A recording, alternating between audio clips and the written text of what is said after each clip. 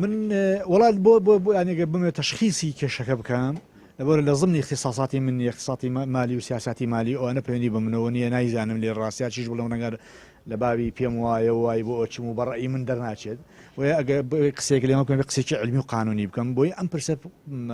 پەیوەندی بەلایانی ترەوە هەیە بەڵام دەمەوێت تاکید لێەوە بکەمەوە من بەکارێکی ناڕەوای ئەزانم هەموو جارێ مامۆستایانی ئێمە بەهۆی ئەو بارودۆخی قەیرانە و مەشاکلانی کە دروستە بێ بواری دارایی و موچۆ ئەوانە ناچارن یان بایکۆت بکەن یان بڕژێنە سەرجادەکان چی مامۆستایان چی فەرمانبەران چ قوتابیانی ئازیزی وادارم ئەو مشکلەیە کۆتایی پێبێ و لەناو ئەنجومەنی وەزیران گفتوگۆیەک هەیە هێشتا سەر لە ژوورەوە بۆ برادران باس کرد ئەو گفتوگۆیە ئەگەر سەر بگرێ بگاتە نەتیجەی کۆتایی خۆی دڵنیام کێشەی موچە نامێنێ و چارەسەرەکەی و لە ئەنجومەنی وەزیران گفتوگۆکە جددیە ئێمە لە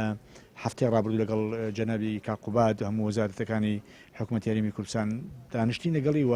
پرۆژەکەی پێوتی کە ئەتوانی چی بکەین و چینەکەین و ئەو گفتوگۆیە بگاتە ئەنجام ئەو کێشانەش دەگاتە بنبڕ و کۆتایی.